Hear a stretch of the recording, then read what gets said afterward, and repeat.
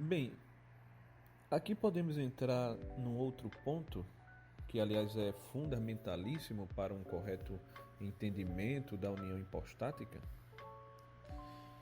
que é justamente a doutrina da comunicação idiomática, ou as regras da comunicação idiomática. A natureza da união hipostática, como já falamos, nos permite afirmar da pessoa de Cristo tanto aquilo que é próprio à sua natureza humana, como aquilo que é próprio à sua natureza divina. Porque nesta união, na união hipostática, se assume justamente que não é absurdo que a pessoa divina tenha duas naturezas realmente distintas.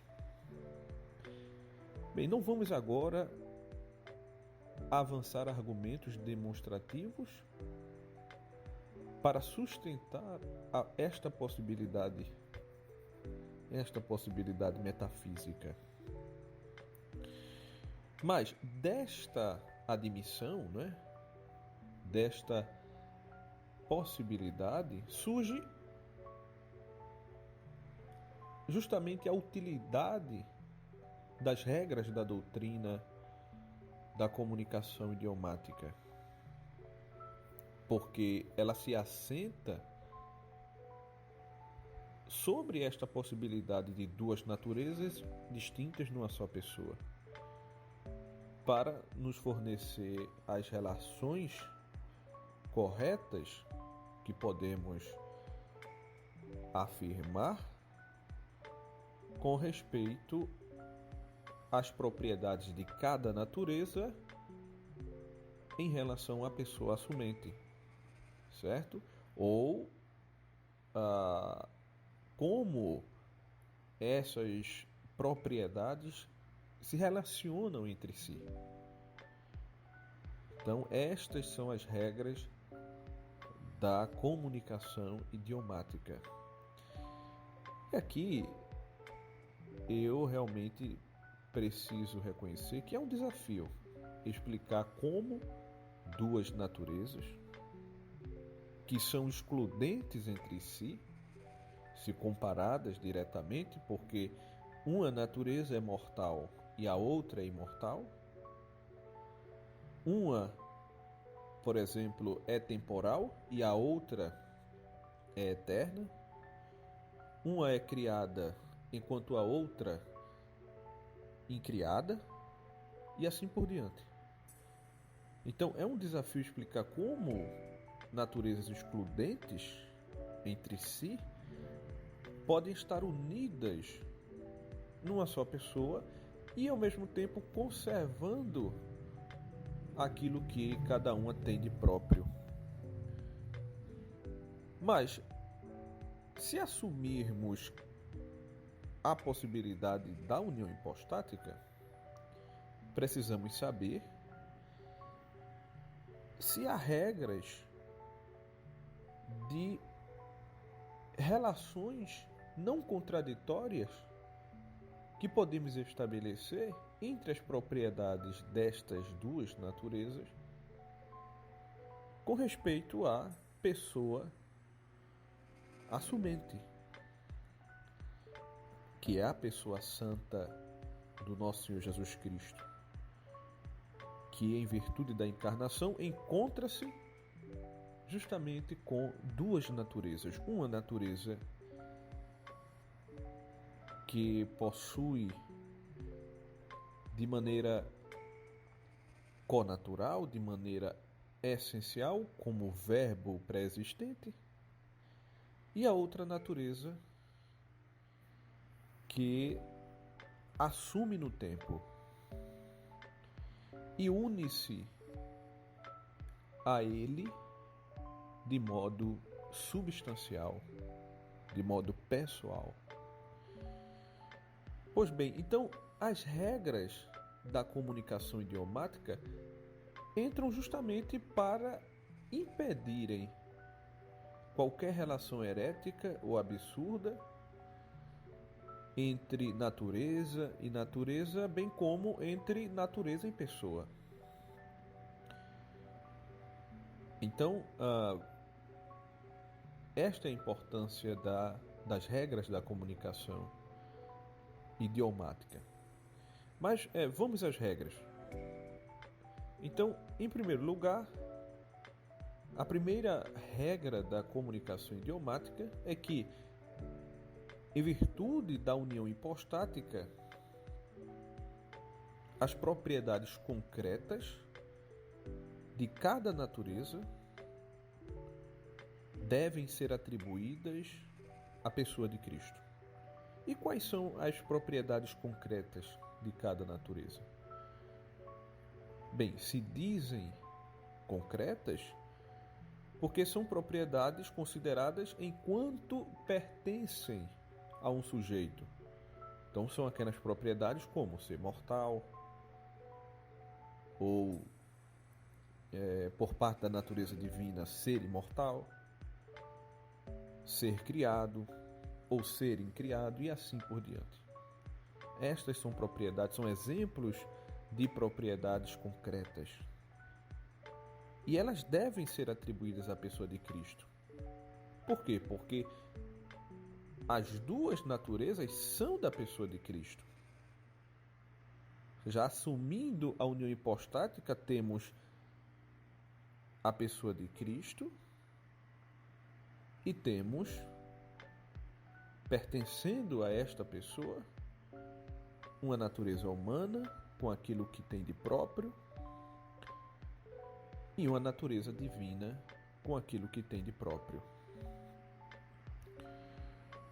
Portanto, podemos dizer que Cristo é mortal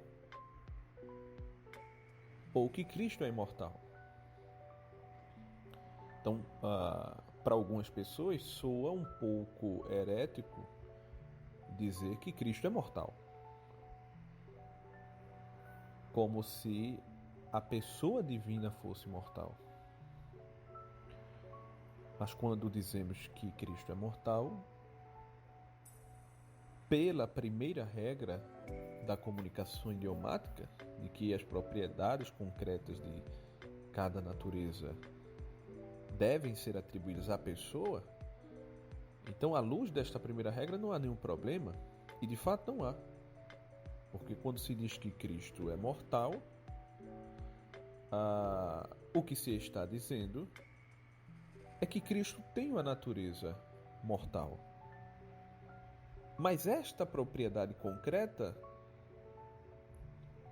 que é própria à natureza humana, ela deve ser atribuída à pessoa que assume esta natureza, que é uma pessoa divina. Então, podemos dizer, sem nenhuma sombra de heresia ou nenhuma sombra de absurdidade, que Cristo é mortal. E tampouco estaremos divinizando a humanidade de Cristo ao dizer que Cristo é imortal. Porque a regra, por parte da natureza divina, neste caso, funciona do mesmo jeito. Então, podemos dizer Cristo é mortal, Cristo é imortal, não porque tais notas concretas se unem diretamente entre si, mas, repito, porque pertencem à mesma pessoa divina. E esta pessoa divina pode ser assumente da natureza humana, e aqui eu já adianto um argumento em favor da união hipostática, porque eu estou apenas assumindo esta união, mas um argumento que eu posso adiantar é que esta pessoa divina pode assumir para si uma natureza humana, em primeiro lugar porque é infinita. Ou seja, reclamando aqui por aquilo que os escolásticos chamam de via da eminência, ou da supereminência, onde atribuímos a esta pessoa divina, enquanto pessoa divina, enquanto é causa primeira, enquanto é ato puro, as perfeições de todas todas as criaturas, perfeições estas que estão nele, seja de maneira eminеncial, seja de maneira virtual ou de maneira formal. Então, esta pessoa pode assumir uma natureza humana, porque pode prover, enquanto é infinita, a pessoalidade, o ato de ser, ou também a existência substancial como ato próprio do ato de ser. Ou seja, o ato de ser tem como ato próprio a existência, àquela natureza particular. Então, esta pessoa divina, infinita, pode prover a pessoalidade e o ato de ser, a existência, a esta natureza. E, portanto, se a natureza humana é assumida pela pessoa divina e não absorvida na essência divina, o que é absurdo, então ela pode manter tudo que tem de propriamente humano sem nenhuma contradição.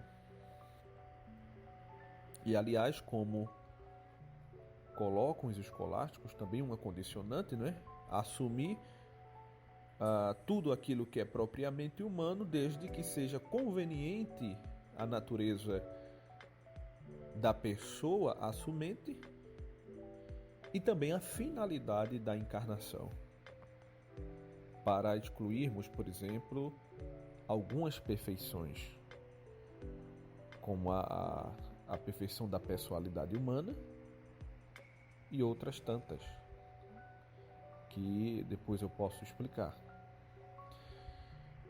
Bem, mas sendo assim, então podemos dizer que Cristo é mortal e podemos dizer que Cristo é imortal. No entanto, é preciso destacar outro detalhe.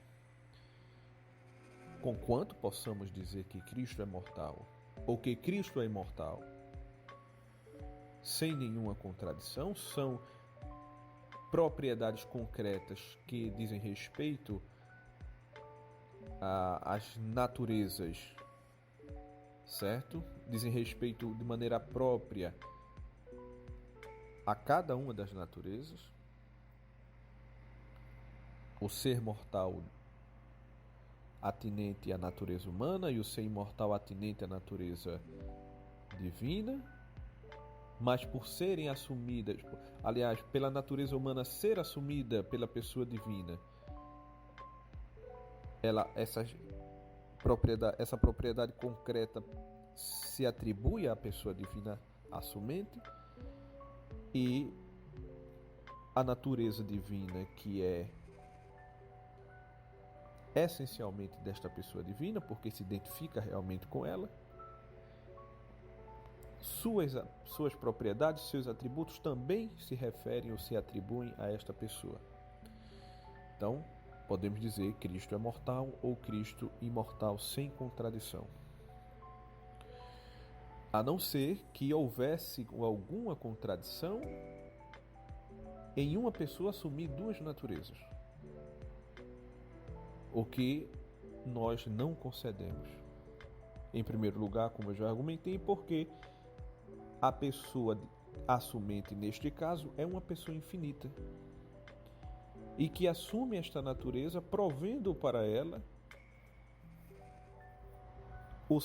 a sua personalidade, o seu ato de ser, a sua existência, e não entra numa relação, aqui acrescento, não entra numa relação com ela como a forma, por exemplo, como a forma está para a matéria. Porque a forma informa a matéria, mas é delimitada pela matéria. Então, a matéria também, de certa forma, determina a forma no sentido delimitativo, né? Ou seja, ela delimita a forma. O que não se dá, por exemplo, com relação à união entre o verbo pré-existente e a natureza humana. Mas este é um ponto. Então, podemos dizer que Cristo é mortal e que Cristo é imortal sem contradição. E também podemos afirmar que não há nenhuma contradição na pessoa divina assumindo uma natureza e, ao cabo, aparecer com duas naturezas. Mas, uma vez que podemos dizer que Cristo é mortal ou que Cristo é imortal, é importante destacar que também podemos dizer que Cristo não é imortal enquanto homem. Nem tampouco é mortal enquanto Deus. Justamente porque nem é próprio do homem a imortalidade e tampouco é possível a Deus, enquanto Deus, a mortalidade. Mas podemos dizer, por exemplo, que Cristo, que é Deus, é mortal. Ou também que o mesmo Cristo que é homem é imortal. Porque neste caso estamos fazendo referência à pessoa. E, portanto, não há nenhum tipo de contradição nestas proposições. Aliás, também podemos dizer que o mortal é eterno. Esse é um exemplo que aparece nas dogmáticas. O padre Tanqueray faz referência a esse exemplo, Rougon também faz referência a esse exemplo. Então, podemos dizer que o mortal é eterno. Porque, neste caso, quando dizemos o mortal é eterno, o que estamos dizendo mais precisamente é que a pessoa de Cristo que como homem é mortal, é uma pessoa imortal. E por outro lado, podemos dizer também que o eterno é mortal. Mas não no sentido de que Cristo como Deus seja mortal. Porque a mortalidade não é um atributo que se possa atribuir a Deus enquanto Deus. Mas no sentido de que a pessoa de Cristo, que como Deus é imortal, é uma pessoa mortal. Mortal porque como homem tem uma natureza mortal. Então, percebam como as regras da comunicação idiomática servem tanto para evitar heresias, como também para evitar absurdidades. E lembremos-nos que o símbolo atanasiano, que eu li no início, nos diz que Cristo é absolutamente um só, mas não por confusão da substância, mas pela unidade da pessoa. Ou seja, as duas naturezas de Cristo não se unem para formar uma nova natureza. As duas naturezas se unem em uma pessoa, permanecendo duas. Então seria um absurdo dizer que uma natureza completa se uniu a outra natureza completa para formar uma nova natureza. Porque depois dessa união, seria claramente impossível dizer que as duas naturezas unidas conservam algo de próprio. justamente porque acabaram formando uma nova natureza. E não é isto que acontece na união hipostática. O que temos, na verdade, é que a pessoa de Cristo, que é infinita, dá à sua pessoalidade a natureza humana por ele assumida. A natureza humana por ele criada enquanto é Deus, certo? E é justamente isto que possibilita a não contradição metafísica de termos duas naturezas em uma pessoa. Porque, no caso, a pessoa divina está fornecendo à natureza humana assumida aquilo que ela carece para ser subsistente, que é justamente a pessoalidade, e aquilo que ela carece para ser existente, que é justamente o ato de ser com a sua função fática correspondente. A pessoa divina não dá a sua natureza divina para mesclar-se com esta natureza humana. Então, isto é um ponto muito importante. Fundamental no que diz respeito fundamental também no que diz respeito a própria possibilidade de estabelecermos regras de comunicação idiomática. Pois bem, mas ainda estamos na primeira regra, que, como eu disse, estabelece que as propriedades concretas das naturezas se referem ou se atribuem à pessoa. Mas há uma segunda regra geral da comunicação idiomática, que nos diz que os nomes abstratos, não mais os concretos, mas os nomes abstratos de uma natureza não se podem dizer dos nomes abstratos de outra natureza. Justamente porque isto quitaria ou destruiria a propriedade abstrata da outra natureza, ou seja, a atribuição de uma propriedade abstrata a outra propriedade abstrata representaria a destruição da outra. E as propriedades abstratas, como o nome já está dizendo, são justamente as propriedades enquanto universais. Não enquanto pertencem a um sujeito. Então é, por exemplo, a humanidade, a divindade e assim por diante.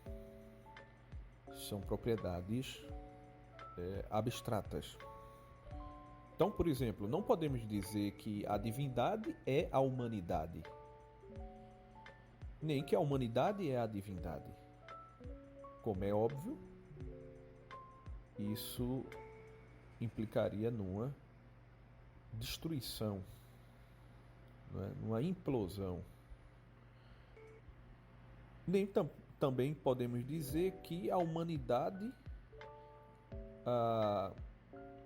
aliás, não podemos dizer que a humanidade é a divindade, nem que a divindade é a humanidade, e também não podemos usar um nome abstrato de uma natureza para, com ele, fazer referência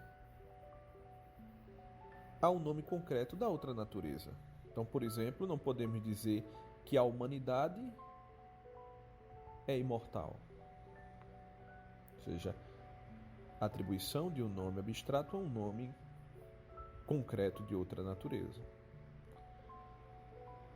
Também não podemos dizer, um outro exemplo, que a divindade é mortal. Também seria absurdo. E ademais, os nomes abstratos da natureza humana, e aqui é um ponto importante, não podem ser atribuídos à pessoa de Cristo. Porque, por exemplo, não podemos dizer que Cristo é a humanidade ou que é a mortalidade. Justamente porque não há uma identidade real entre Cristo e a humanidade.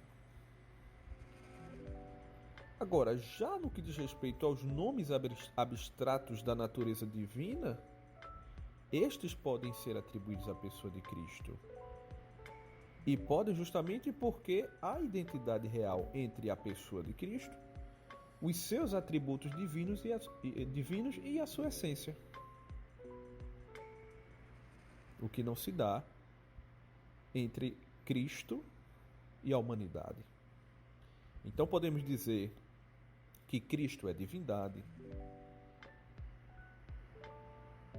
Podemos dizer que Cristo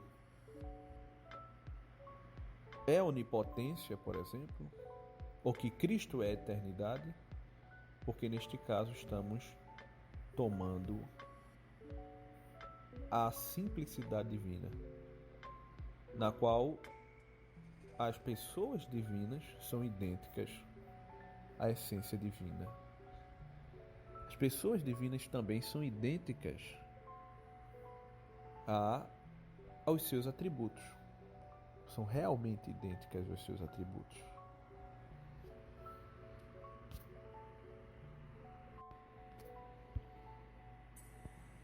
Bem, estas são então algumas regras gerais da comunicação idiomática que assentam na natureza mesma desta união, que é, repito, a união de duas naturezas distintas e, aliás, perfeitas em uma só pessoa, sem confusão de naturezas nem multiplicação na pessoa.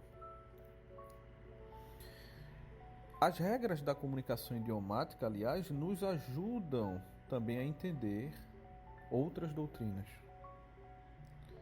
Doutrinas, inclusive, que possuem uma relação direta com a união hipostática. Então, por exemplo, com as regras da comunicação idiomática, podemos entender melhor o título Theotokos, título com o qual Maria é chamada de Mãe de Deus. Por quê? Porque em Cristo não há uma pessoa divina e outra pessoa humana, como quer a heresia nestoriana, mas apenas uma pessoa divina com duas naturezas perfeitas, uma divina e uma humana. E Maria não gerou em seu ventre uma pessoa humana ou uma natureza humana, meramente uma natureza humana. Maria gerou, na verdade, uma pessoa divina que assumiu uma natureza humana.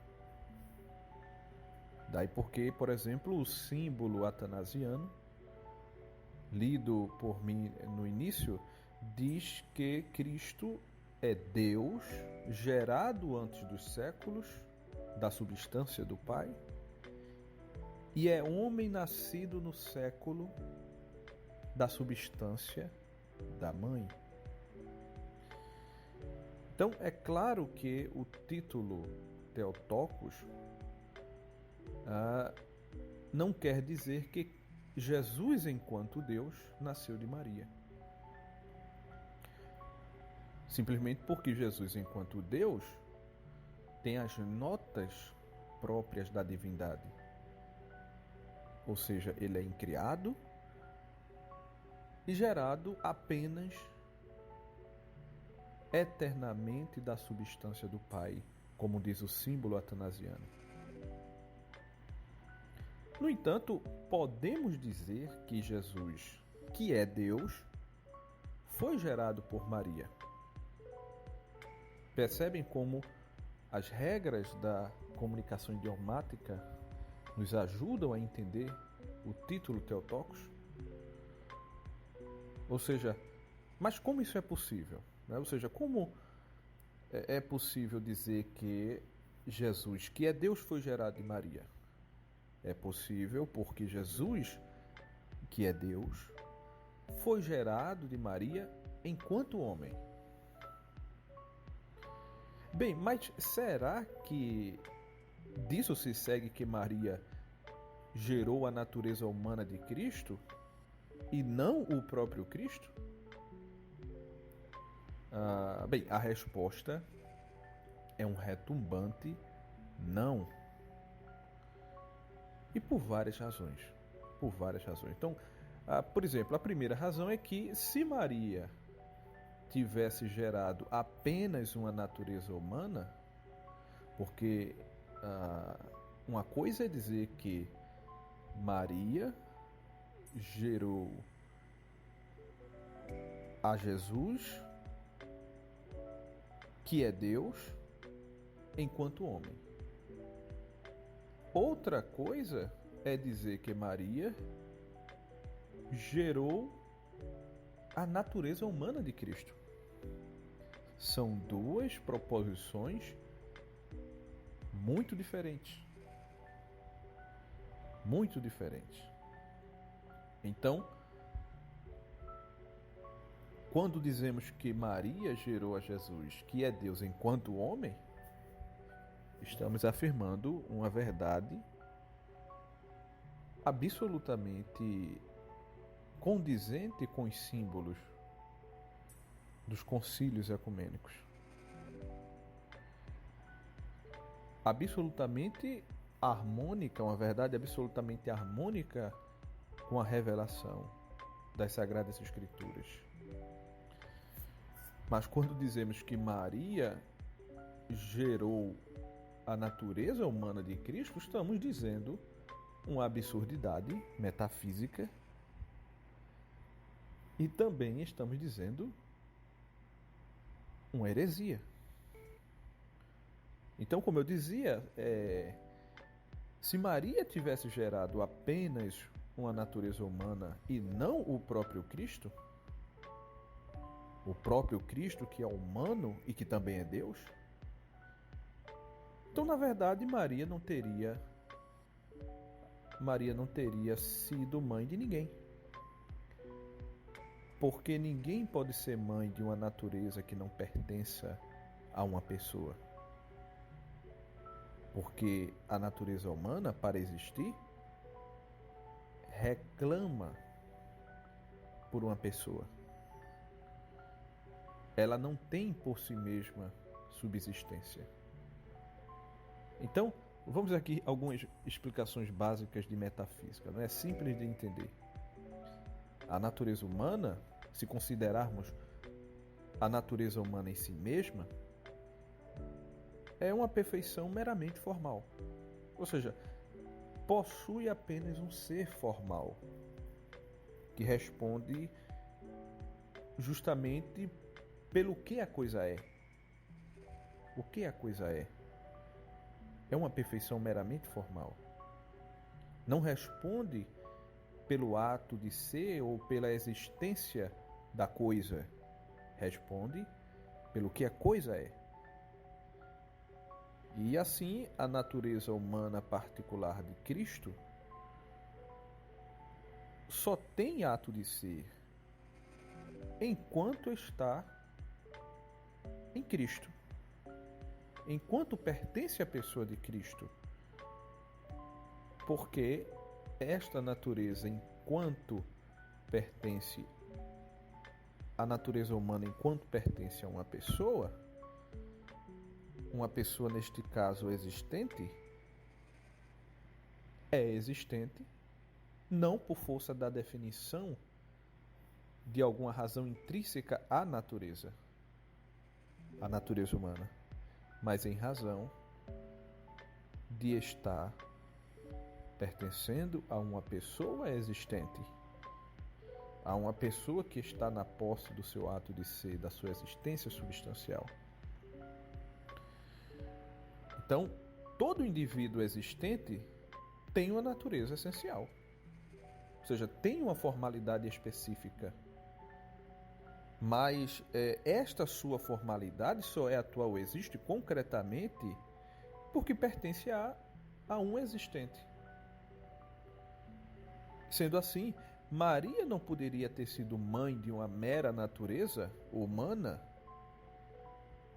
porque é impossível gerar, dar à luz a uma mera natureza humana que não pertence a uma pessoa, porque daí ficaria abstrata. E daí chegamos a uma segunda razão pela qual devemos dizer que Maria é mãe de Deus.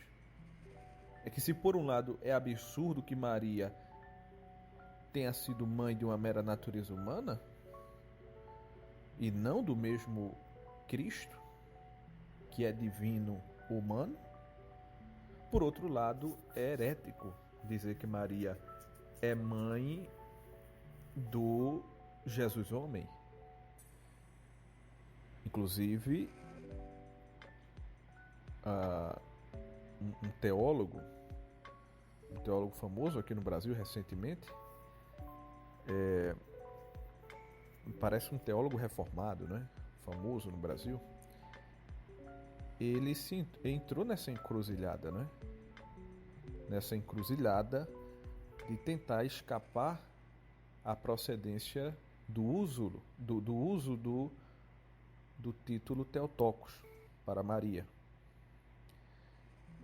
E é uma encruzilhada porque, se você diz que Maria gerou uma mera natureza humana, você diz uma absurdidade metafísica.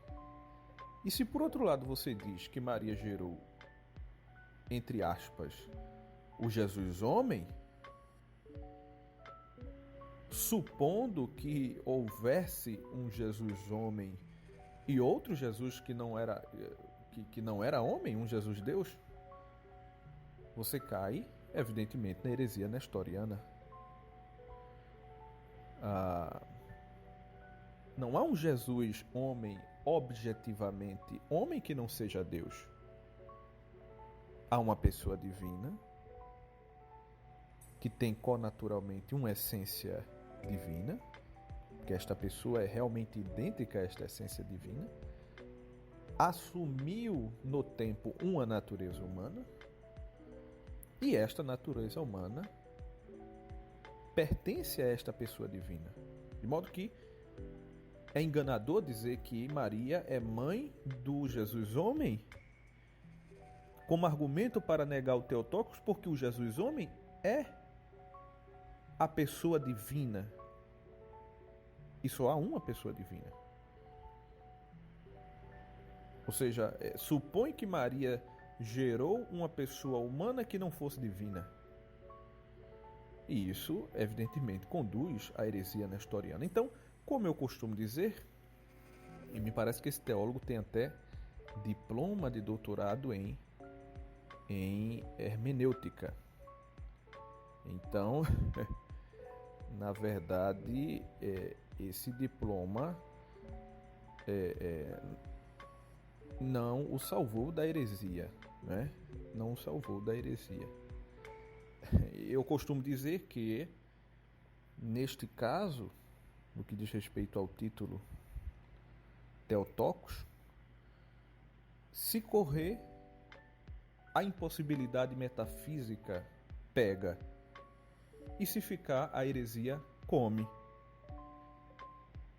Porque a impossibilidade metafísica seria Maria gerar uma natureza humana abstrata, que não pertencesse a uma pessoa. E no caso de Cristo, pessoa divina. E a heresia seria justamente supor dupla personalidade em Cristo. O que é heresia?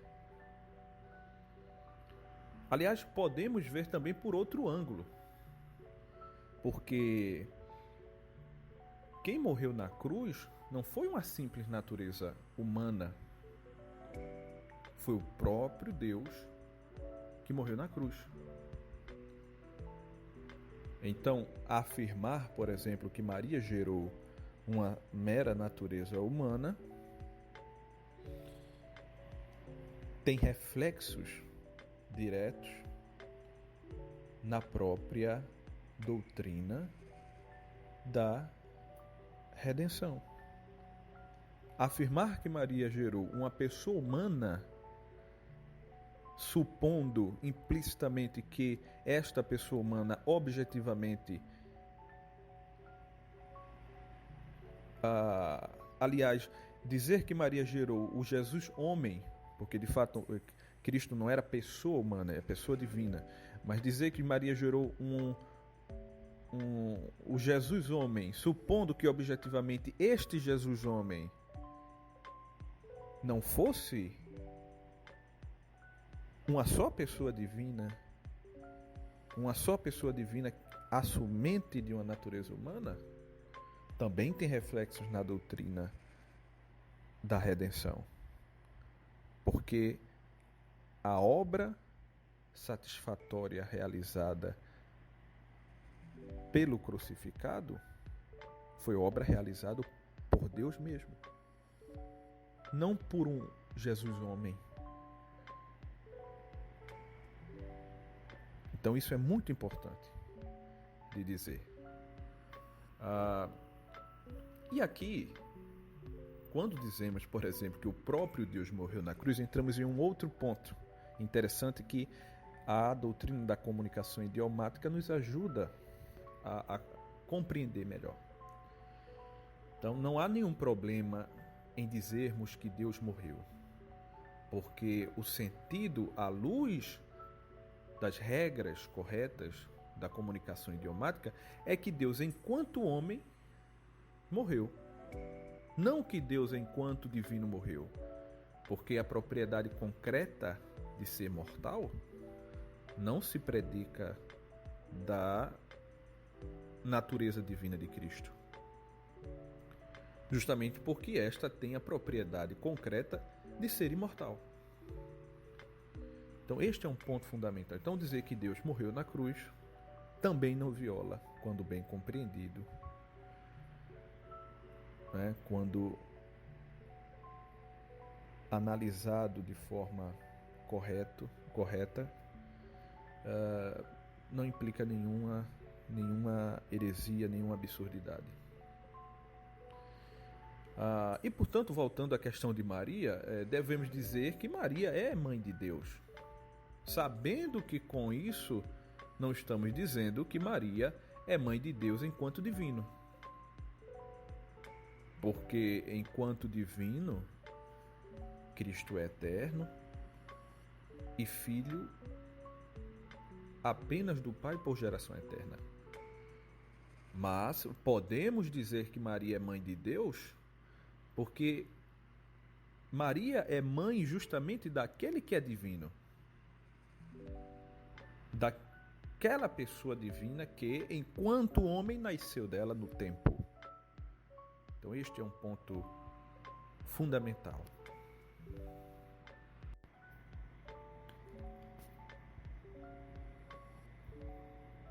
Bem, outro problema que eu gostaria de abordar, pelo menos começar a abordar, porque o tempo já se estendeu bastante, é justamente o problema da noção de pessoa para os escolásticos. Esse problema será tratado por mim de maneira pormenorizada no curso sobre a união hipostática. Bem, essa questão sobre a pessoa, aliás, é uma questão central para um correto e adequado entendimento do tratado do Verbo encarnado, do tratado tão importante de Santo Tomás. Pois é justamente a pessoa divina que evita que haja qualquer contradição na união das duas naturezas distintas. Porque se as duas naturezas se unissem uma à outra, sem uma referência direta à pessoa divina, teríamos vários problemas. Em primeiro lugar, elas se quitariam mutuamente, o que é inadmissível. Então, o símbolo de Atanásio nos diz um só, porém não pela transformação da divindade em carne, mas pela assunção da humanidade em Deus. Então, para abordarmos o problema do constitutivo, como diriam os escolásticos, o problema do constitutivo formal de pessoa criada, e então, em seguida, saltarmos analogicamente a noção de pessoa divina, é preciso entendermos uma coisa que foi muito bem explicitada pelo padre servo de Deus dominicano Thomas Team, na sua magnífica Metafísica da Substância. Um tratado de metafísica de mais de 1000 páginas. Mais de 1000 páginas. E lembrando que, apesar do padre Thomas Team não ter sido um filósofo da notoriedade de um Cornélio Fabro, por exemplo, fora, sem dúvida alguma, segundo o meu sentir, um metafísico e também teólogo ainda mais profundo e agudo do que o Cornélio Fabro. Mas bem, o que precisamos entender, e que o grande Thomas Team nos ajuda a compreender, é que o ente finito pode ser considerado pelo menos por 4 vetores. Por 4 vetores. Em primeiro lugar, na linha da essência. Em segundo lugar, na linha da subsistência, na linha da individualidade. Em terceiro, na linha do ato de ser, ou da substância, aliás, da existência substancial, sem entrar em detalhes sobre a distinção que há entre existência e ato de ser, porque de fato há uma distinção entre existência e ato de ser, mas não precisamos abordá-la agora. E por fim, por último, temos a linha dos acidentes. Então, o primeiro vetor, o vetor da essência, o segundo, o vetor do ato de ser, ou da existência substancial, o terceiro vetor, o vetor da subsistência, aliás, que eu citei como segundo, da individualidade, da subsistência, aonde está justamente o problema do constitutivo de pessoa. E por fim, a linha dos acidentes.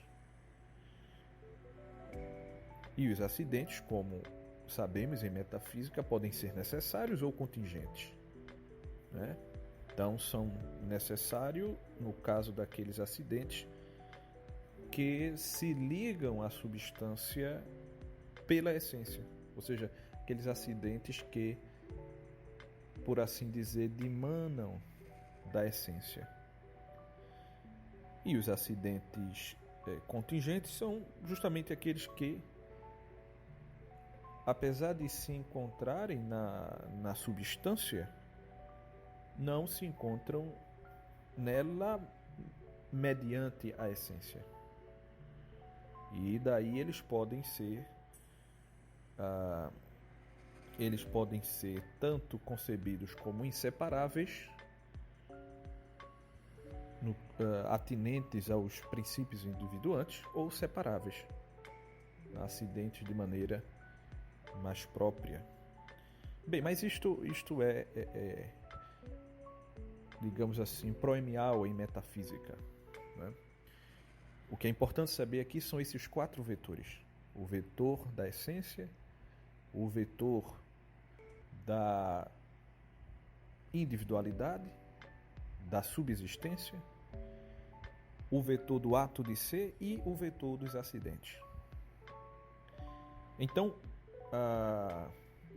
bem, para ficar mais claro, nós podemos até exemplificar. Então, tomemos, por exemplo, estamos aqui em metafísica. E a filosofia é serva da teologia. Então, tomemos, por exemplo, um cão específico. Este cão. Podemos discernir, em primeiro lugar, que, se olharmos para este cão, que ele é algo que é. Ou seja, que ele está em seu ato de ser e que ele existe. E, mais uma vez, repito, né, considerando a existência e o ato de ser aqui sem muitos esclarecimentos, porque, de fato, há uma distinção, né? A existência seria, neste caso, a existência deste cachorro seria como que ato próprio do seu ato de ser, né? Então, a existência seria como que um ato próprio do ato, a existência seria um ato próprio do ato de ser nas coisas criadas. A existência, neste caso, responderia justamente por aquilo que o Carlos Alberto, por exemplo, chama de função fática do ser nas coisas. Mas bem, tomemos este cão. Então, primeira coisa que notamos é que ele está em seu ato de ser. Mas este cachorro que é algo de um tipo específico. Ele é um cachorro, isto é, ele tem uma natureza específica, a natureza canina, certo? Então, que responde justamente à linha ou vetor da essência. Mas se penetrarmos ainda mais,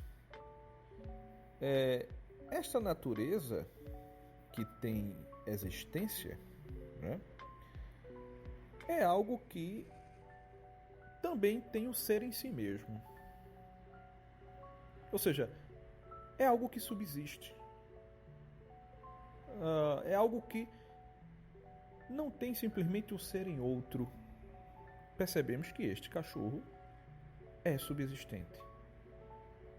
Percebemos que este cachorro é o indivíduo. Percebemos que ele é distinto das demais coisas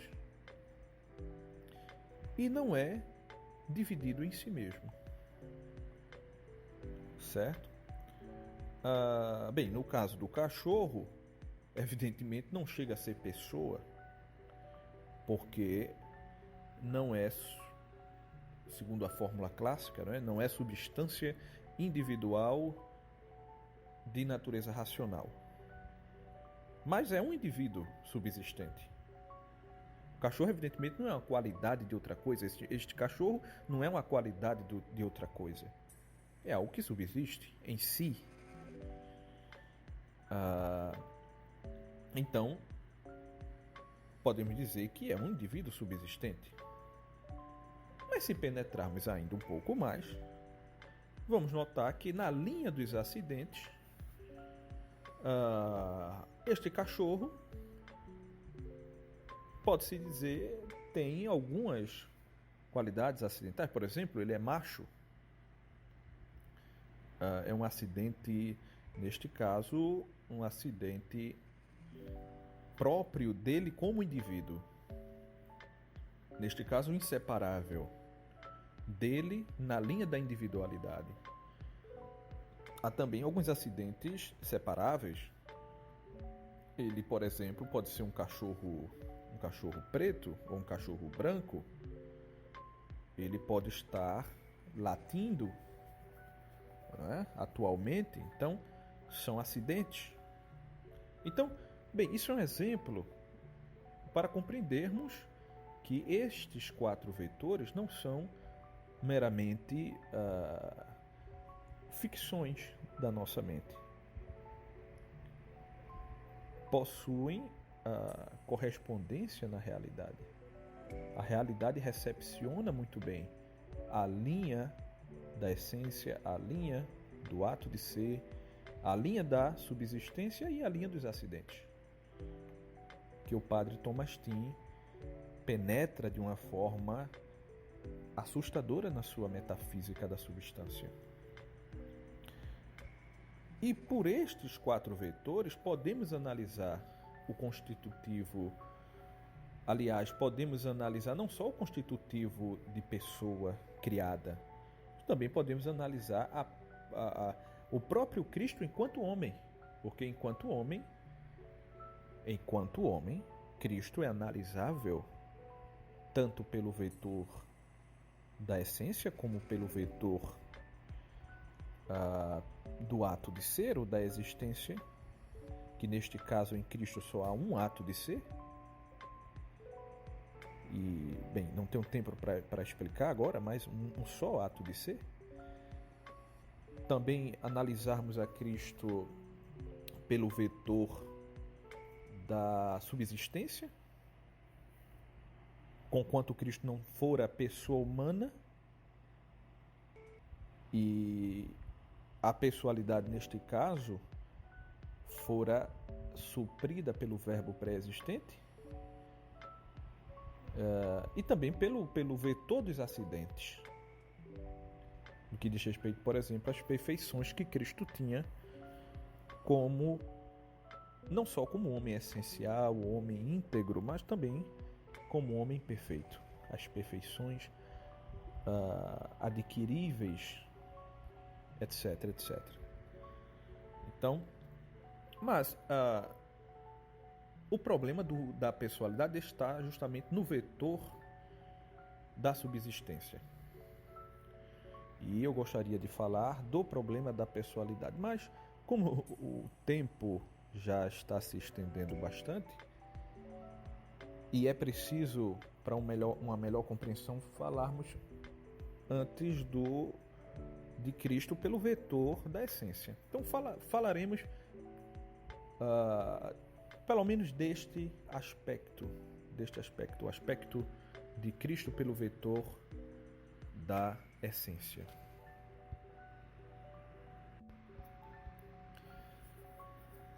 Pois bem, então, em primeiro lugar, na linha da essência, nós devemos afirmar uma univocidade perfeita entre Cristo e os demais homens. Simplesmente porque Cristo, como homem, foi homem tal como qualquer um de nós. Tal qual qualquer um de nós somos homens.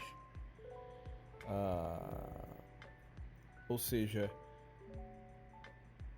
Cristo como homem essencial fora, como qualquer um de nós, animal racional, constituído de corpo animal e alma racional. As Sagradas Escrituras, aliás, são abundantes em mostrar a humanidade de Cristo como algo absolutamente real, e tão real quanto, e tão semelhante quanto a nossa humanidade. O apóstolo Paulo, escrevendo aos Filipenses, no capítulo 2, fala da encarnação de Cristo e mostra que Cristo, de fato, não apenas parecia homem, ele de fato tornou-se homem.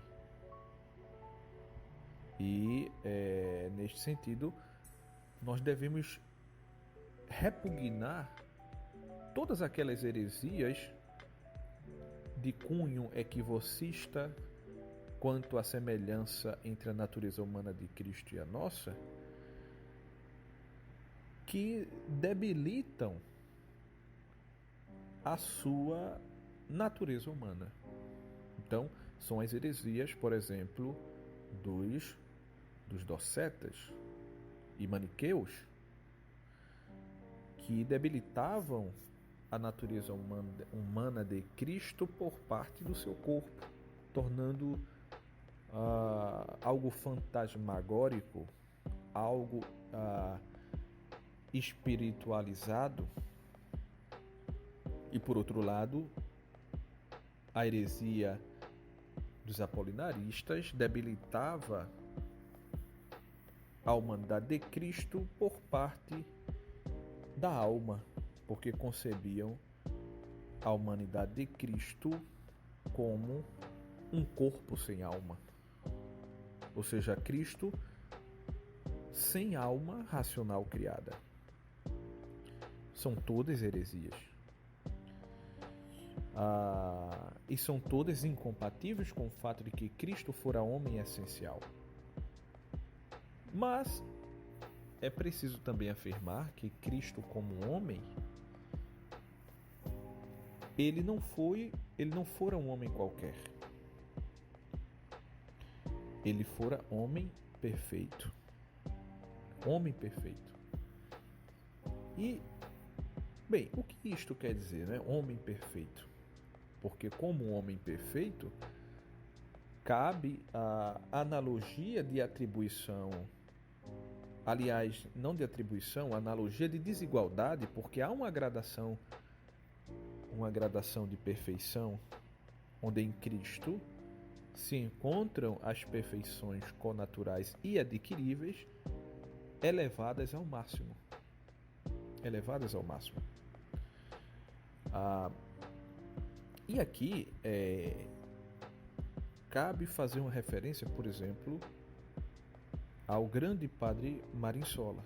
Mais uma vez, aqui eu sempre me dirijo, sempre me reporto, porque na sua obra A Evolução Homogênea do Dogma Católico, o grande dominicano, que solucionou as polêmicas em torno da graça, nos faz uma importante observação, quando nos diz que a teologia não nos diz apenas que Cristo é homem essencial. Nos diz também o estado de Cristo como homem, o estado atual de Cristo como homem, que é o estado de homem perfeito. E o que é homem perfeito? Marinsola observa que está contido no homem perfeito o homem essencial e o homem íntegro. O homem essencial e o homem íntegro. O que seria o homem essencial? O homem essencial seria o homem absolutamente considerado, ou o homem considerado meramente como homem. Seria a essência pura, né? Ou seja, o homem meramente como um animal racional. E se Cristo fora homem essencial, podemos deduzir disto algumas notas, como a racionalidade, a corporeidade e outros atributos.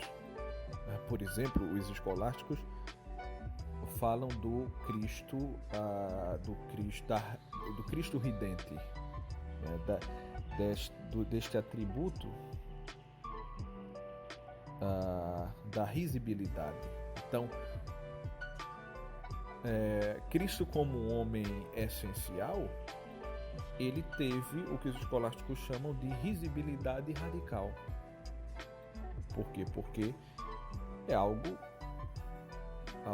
próprio da natureza do homem, o sorrir. E o sorrir supõe a risibilidade, que no caso da consideração do homem em essência pura, o homem absoluto, nós podemos falar de uma risibilidade radical ou fundamental. Mas, deixando este exemplo do Cristo Ridente de lado por enquanto, é um exemplo muito conhecido, bem, não sei se é muito conhecido, mas é um exemplo muito rico em conotações metafísicas, mas caminhemos para o homem íntegro. O que seria o homem íntegro? O homem íntegro aporta algo a mais com relação ao homem essencial. Porque o homem íntegro já seria justamente o homem na posse das suas propriedades connaturais, com todas as suas partes integrais, ou seja, seria justamente o homem considerado sem defeito corpóreo, sem defeito psicológico, sem defeito no seu organismo. Este é o homem íntegro. E evidentemente isto é algo que se acrescenta ao homem essencial. Porque, por exemplo, um homem sem perna ainda é um homem. Um homem que tem algum tipo de defeito congênito ainda é um homem. Não é um homem íntegro. Lhe falta algo. Lhe falta alguma parte integrante, alguma propriedade connatural, mas é homem. O homem íntegro, no entanto, é um homem sem defeito. E, assim, para fazer referência ao exemplo do Cristo Ridente, né? Se Cristo, como homem essencial, tinha a risibilidade radical, como homem íntegro ele tinha a risibilidade atual. Então, o que seria essa risibilidade atual de Cristo como homem íntegro? Por exemplo, um homem que não tenha uma perna não deixa de ser homem porque não tem uma perna. Permanece sendo homem. Homem essencial. Não homem íntegro, porque lhe falta uma perna. No caso do atributo da propriedade de ser ridente, o homem que porventura tenha os músculos do seu rosto, músculos atrofiados da sua face, maxilar, boca, e não tenha condições de rir, nem por isso deixa de ser radicalmente ridente. Não perde a risibilidade radical ou fundamental que diz respeito à sua perfeição essencial. Mas, em virtude deste atrofiamento dos músculos da sua face, ele não pode se dizer homem íntegro. Ele não tem a risibilidade atual, a capacidade atual de rir. Agora, como homem íntegro, o homem íntegro não é aquele que está rindo a todo momento, né? Ou está rindo no seu ato de rir, mas aquele que tem a risibilidade atual, a capacidade de rir, em virtude justamente da sua perfeição connatural. E Cristo, como homem íntegro, era homem sem defeito. Era, para ficar neste exemplo, era homem com risibilidade atual. Pois bem, mas caminhando mais um pouco, chegamos então ao homem perfeito. E o que seria o homem perfeito? O homem perfeito seria o homem compreendido como de posse de todas as perfeições,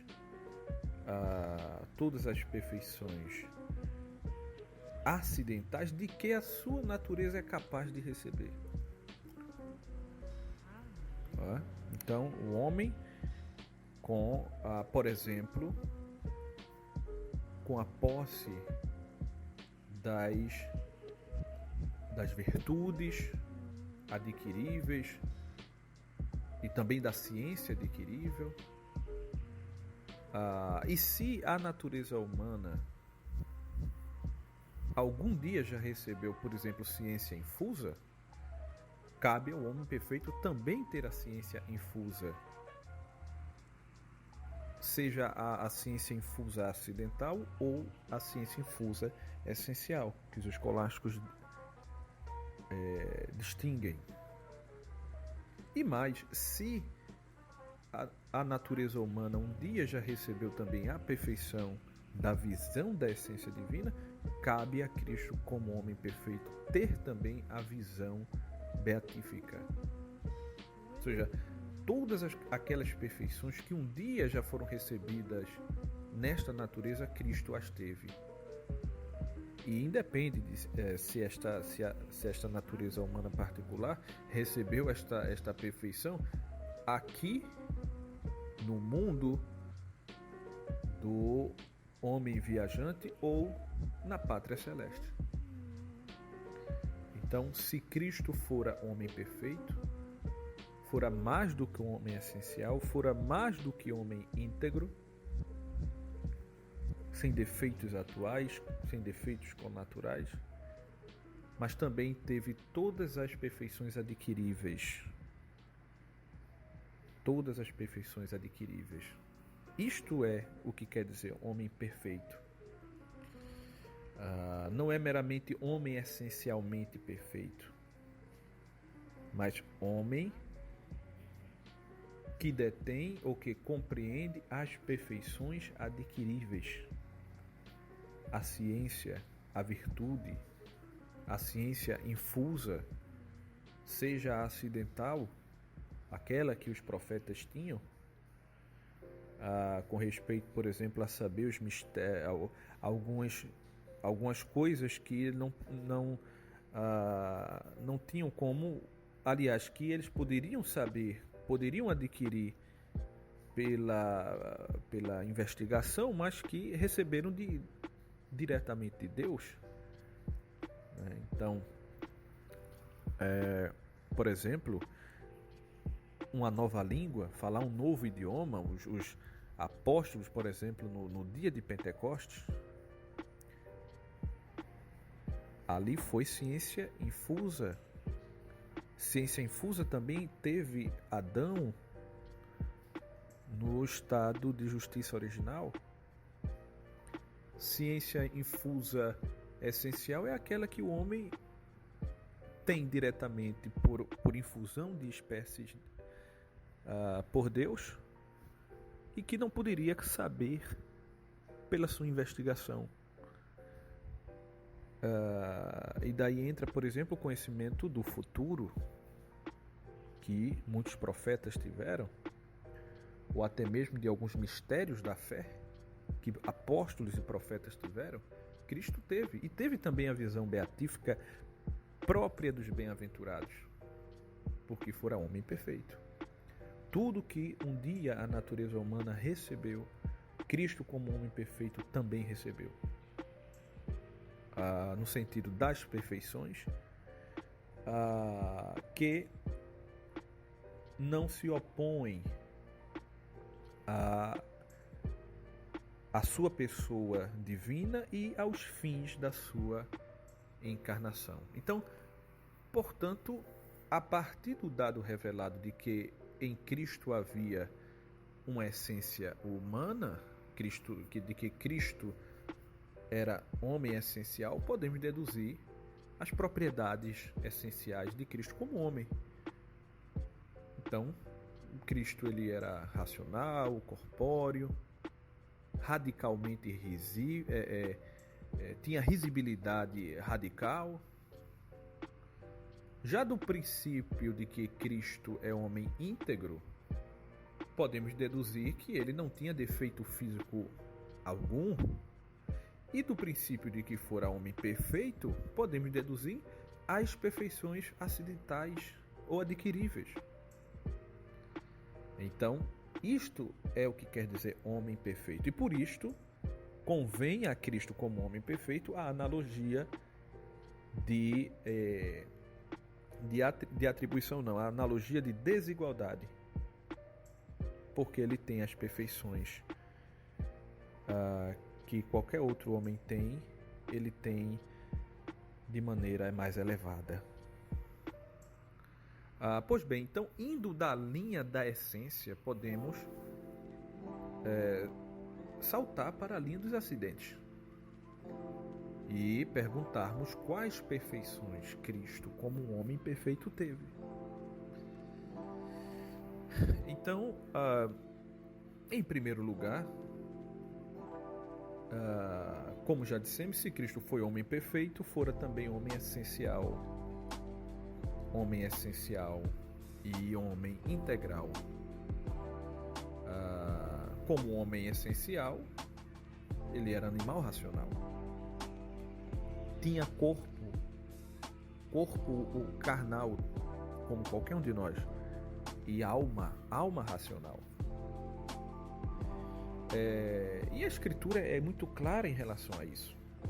Por exemplo, Hebreus capítulo 10, eu já citei, por exemplo, Filipenses capítulo 2, mas Hebreus capítulo 10 e o versículo 5 nos diz que sacrifício e oferta não quiseste, mas um corpo me preparaste. Já na primeira carta de João, no capítulo 4 e versículo 3, diz: e todo espírito que não confessa que Jesus Cristo veio em carne não é de Deus. E tal é o espírito do anticristo. Portanto, as escrituras sagradas são muito claras. Cristo tinha corpo humano real, não fantasmagórico. Mas também, como homem essencial, teve também alma humana, contra os apolinaristas. Então Cristo diz em Mateus 26 e o versículo 38: a minha alma está angustiada até a morte. Evidentemente, se a alma de Cristo fosse, na verdade, alguma coisa connatural com verbo pré-existente, Cristo não poderia dizer que a sua alma está angustiada. Deus, enquanto Deus, não tem paixões. E aqui entra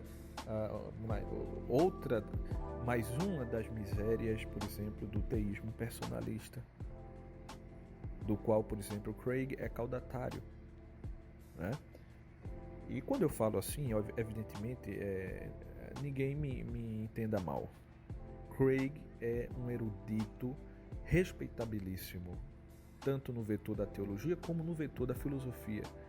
É de fato uma referência mundial. É um escritor, um filósofo, um pensador muito profundo, destacado em muitas áreas.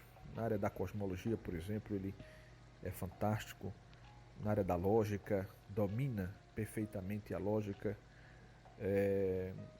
Enfim, na sua tradição da filosofia analítica, ele de fato é destacado e de fato merece ser muito respeitado, até mesmo como teólogo, né? Os seus trabalhos, até mesmo os trabalhos que servem para divergir da visão canônica, da visão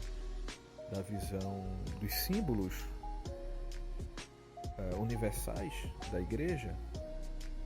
Nós quando lemos ali percebemos que é de fato um erudito falando. Então ninguém me compreenda mal, mas de fato há muitos problemas na compreensão que ele tem do ser de Deus, dos seus atributos, e também teologia dogmática. Então, a sua teoria neo-apolinarista é de fato além de claramente herética, também passível de muitas críticas filosóficas, né?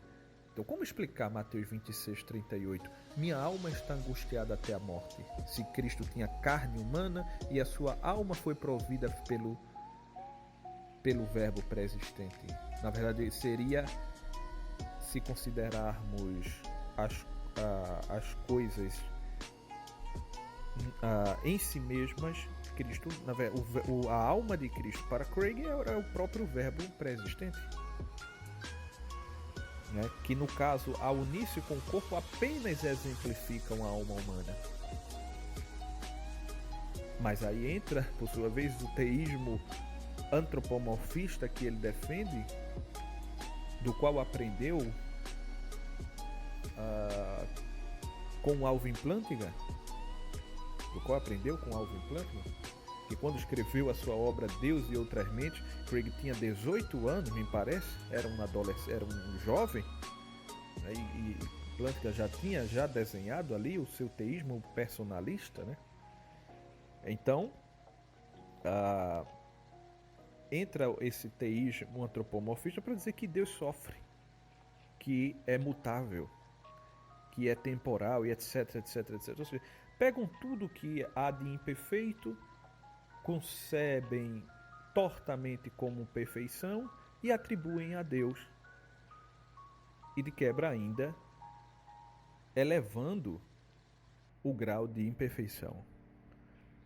Mas falaremos disto mais pormenorizadamente depois. O fato é que Cristo diz, minha alma está angustiada até a morte, e ele se refere de fato à sua alma humana.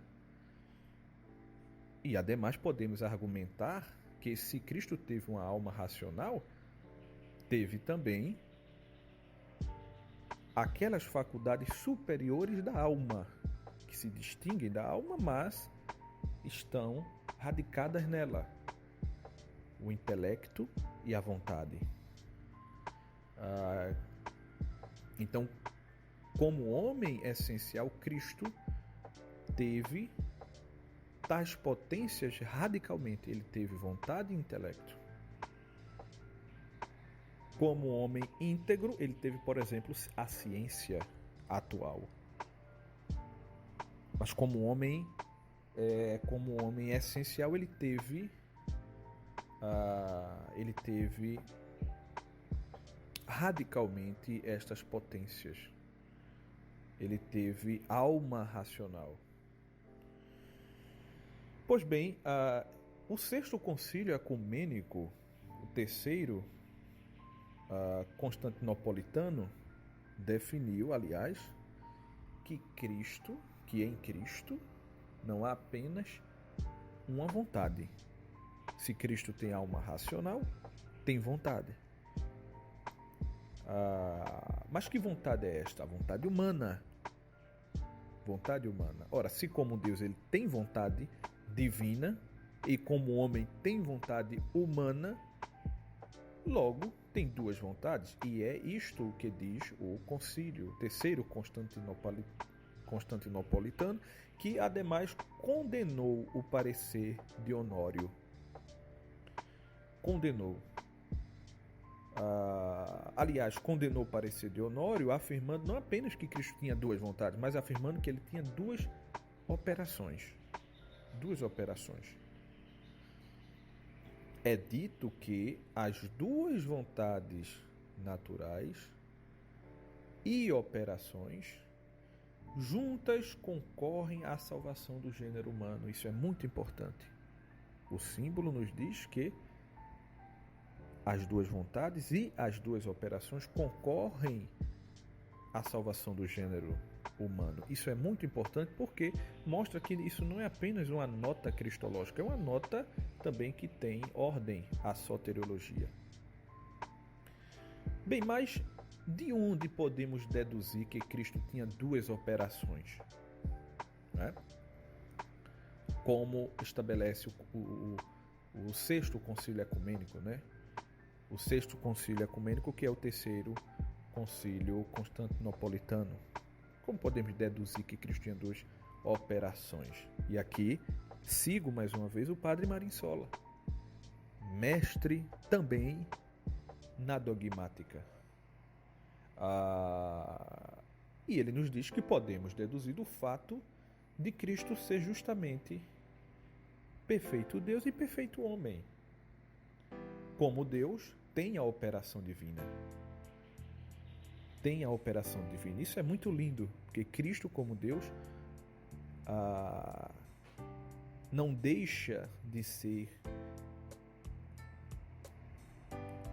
criador de todas as coisas, de governar todas as coisas, de ser providente.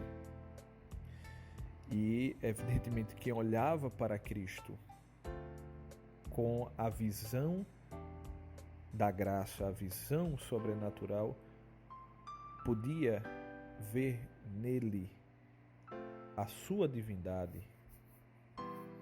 como aquele malfeitor crucificado reconheceu a realeza de Cristo. Mas, olhando para ele com um olhar meramente humano, a não ser quando Cristo operava os seus milagres sobrenaturais, não dava para perceber que de fato ele estava ali como homem e pelos seus decretos, os seus decretos que abarcam toda a realidade, sejam ativamente considerados, seus decretos eternos idênticos à sua essência, ou os seus decretos passivamente considerados, enquanto produzem as coisas na ordem da execução. Mas Cristo, como Deus, tinha a operação divina, nunca deixou de ter. Mas como perfeito homem, tem a operação propriamente humana, porque cabe ao homem perfeito ter os acidentes adquiríveis pela natureza humana. E é assim que Cristo tem duas operações. Ademais, pela mesma razão, acrescenta o Padre Marinsola, Cristo também teve a ciência que é própria dele como homem, ou seja, aquela que se adquire pelo exercício dos sentidos e do intelecto, a chamada ciência experimental. Mas se for homem perfeito, continua o Padre Marinsola, Cristo também teve a ciência infusa. E, no vetor sobrenatural, ciência também dos bem-aventurados, teve a visão beatífica. Pelas Sagradas Escrituras, é possível ver isso. Então, que Cristo teve ciência experimental, está claro, por exemplo, em Hebreus, capítulo 5, versículo 8, onde diz que Cristo aprendeu a obediência pelas coisas que sofreu. E daí o homem, pouco treinado em teologia dogmática, se assustará dizendo: nossa, como Cristo aprendeu alguma coisa sendo ele Deus? Aprendeu, responderá o sábio teólogo, pela sua ciência experimental, que Cristo tinha, porque era homem perfeito. Quanto à ciência infusa, aqui há um ponto importante. Porque uma vez que alguns homens chegaram a ter a ciência infusa, tanto a acidental como a ciência infusa essencial, que aliás é própria dos anjos, então Cristo, como homem perfeito, também as teve. Teve a ciência infusa, com a qual conhecia, por exemplo, pela ciência infusa essencial, o segredo dos corações dos homens, conhecia mistérios da fé, conhecia até futuros contingentes. E no que diz respeito à dupla operação de Cristo, é preciso esclarecer algumas coisas, mas o fato é que Cristo, como homem perfeito, teve a ciência experimental e a ciência infusa, mas também a visão beatífica. A visão beatífica. Bem, que Cristo teve ciência infusa é uma conclusão teológica, não é? Que Cristo teve ciência experimental, há textos bíblicos muito claros em relação a isso. Mas que Cristo teve ciência infusa, aí nós estamos no âmbito das conclusões teológicas. E a conclusão teológica, segundo Marinsola, não é aquela verdade formalmente revelada, é aquela verdade virtualmente revelada, que está em ato virtual. Uma coisa é uma conclusão teológica, que saca uma verdade virtualmente contida em algum princípio revelado, formalmente revelado, e outra coisa é um dado propriamente formalmente revelado, explícito. Então, que Cristo teve ciência infusa se deduz não de maneira direta do dado bíblico, mas se deduz.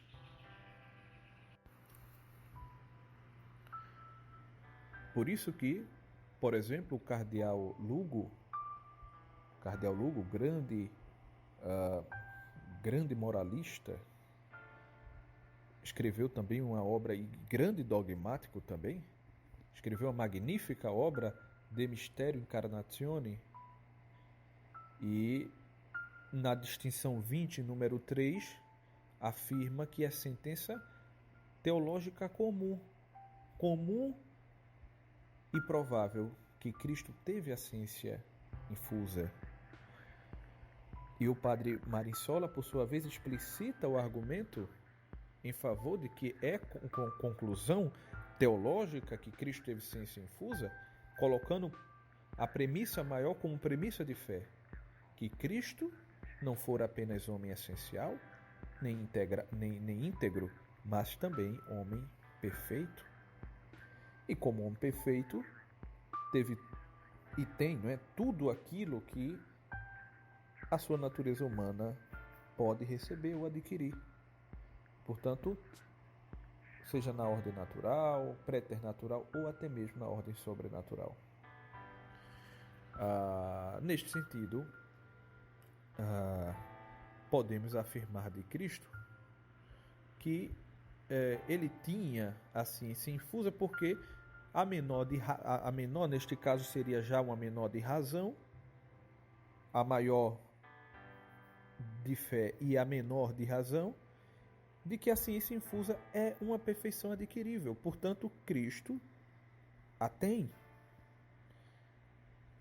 Este é o argumento. E, conforme argumento mesmo Marinsola, se nós temos um argumento no qual uma das premissas é de fé e a outra é de razão, a conclusão será uma conclusão de fé. Participa objetivamente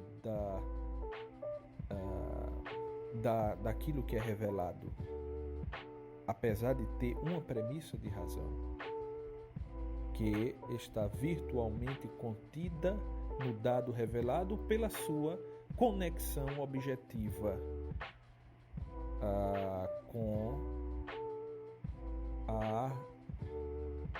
a fé, sua conexão objetiva com a fé, com a revelação. Então, em suma, Cristo tem todas as perfeições adquiríveis por eles como homem, seja na ordem natural, seja na ordem preternatural ou também na ordem sobrenatural. E na ordem sobrenatural entra justamente a visão beatífica. O que seria a visão beatífica? A visão beatífica seria justamente a ciência própria dos bem-aventurados, da Igreja triunfante, daqueles que veem a Deus na sua essência. Ora, e se tal perfeição é recebida nos santos da Igreja triunfante, logo ela deve também pertencer a Cristo como homem. Deve pertencer a Cristo como homem. É uma perfeição recebida na natureza. Neste caso, os teólogos dogmáticos aportam, por exemplo, texto de João capítulo 3, versículo 14, onde Jesus diz: ninguém sobe ao céu senão aquele que desceu do céu, o Filho do Homem que está no céu. Ou seja, Jesus enquanto Filho do Homem, isto é, Jesus enquanto homem, é um termo, um título cristológico que se refere a Cristo como homem, diz que já estava no céu, estando como homem na terra. Ora, como é que o Filho poderia estar no céu como homem, se como homem estava presente fisicamente na terra? Respondem os teólogos que não poderia estar no céu senão pela visão beatífica. No entanto, como homem, Cristo teve a visão beatífica, chamada apreensiva, porque mesmo os bem-aventurados, suplementados pelo hábito da luz da glória, não podem esgotar a essência divina. Veem a Deus em essência, mas não penetram esta essência a ponto de esgotá-la. Porque só quem esgota a essência divina é o intelecto divino, porque identifica-se com esta mesma essência.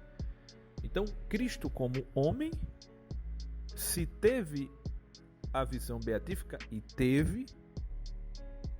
a teve como visão beatífica apreensiva.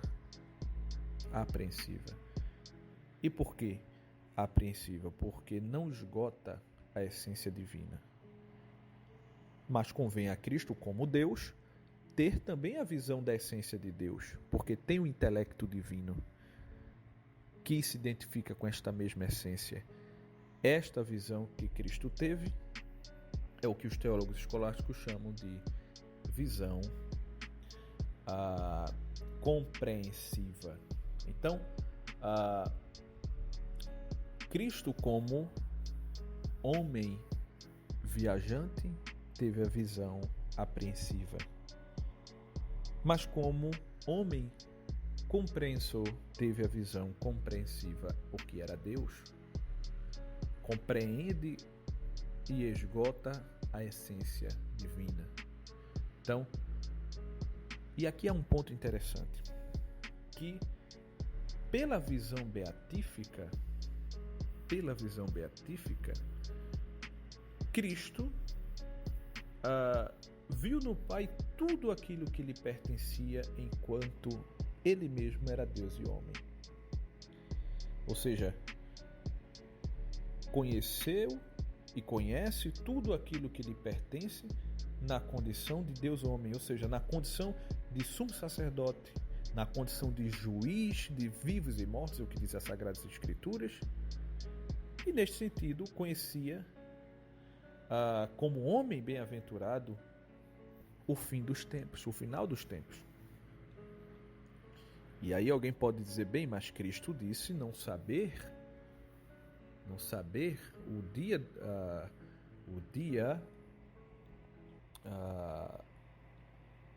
o final dos tempos, né? O dia do seu retorno, da sua vinda. E aqui os escolásticos, com a sutileza própria, respondem que Cristo, pela visão beatífica que tinha enquanto homem, via no Pai tudo aquilo que lhe pertencia como Deus homem, e portanto também conhecia o dia do seu retorno. Então Cristo conhecia o dia do seu retorno pela visão beatífica, mas não o conhecia pelo seu intelecto experimental, ou na condição de quem falava como servo de Deus. E Foi neste sentido que Cristo respondeu, que é só o Pai. Então não é, evidentemente, não deve ser interpretada esta alegação de Cristo como implicando algum tipo de perda parcial de algum atributo divino. Isso é absurdo, eu não tenho tempo para explicar isso detalhadamente porque eu já estou realmente me alongando bastante. Mas os escolares explicam fazendo esta distinção. Cristo como homem, tendo a visão beatífica, sabia o dia da vinda. Como um homem no que atine a sua ciência experimental? Não. E assim se explica de forma clara. Bem, há um outro problema em relação à visão beatífica, o problema que diz respeito aos sofrimentos que Cristo teve na cruz. Então, muitos argumentam que se Cristo teve a visão beatífica, esta seria incompatível, por exemplo, com os sofrimentos que ele teve. Aliás, um dos textos mais fortes do Evangelho, Mateus 27, 30 e 46, nós encontramos Cristo dizendo: Deus meu, por que me abandonaste? Este abandono, porventura, indicava a perda da visão beatífica? É uma pergunta. Bem, respondem os escolásticos que tais sofrimentos, em primeiro lugar, não são incompatíveis com a visão beatífica, porque esta visão, uma vez que esta visão se encontrava na parte superior da alma de Cristo, onde estão o intelecto e a vontade. Na parte superior da alma de Cristo estava o gozo da visão de Deus. E ainda assim havia a dor, a tristeza, por parte das partes inferiores da sua alma, das partes sensitivas da sua alma, em função do seu martírio. Ou seja, a visão beatífica na parte superior da alma e as dores e sofrimentos nas partes inferiores. E, portanto, Cristo pode falar como quem de fato sentia, porque de fato sentia as dores da crucificação, e crucificado não tinha os seus discípulos ao pé da cruz, a não ser João, e portanto podemos dizer que Cristo sofreu, mas tinha a visão beatífica, não deixou de tê-la na parte superior da sua alma. Isto, aliás, é algo que vemos também nos próprios mártires. Os mártires, muitas vezes, no momento do seu martírio, parecem demonstrar certo gozo.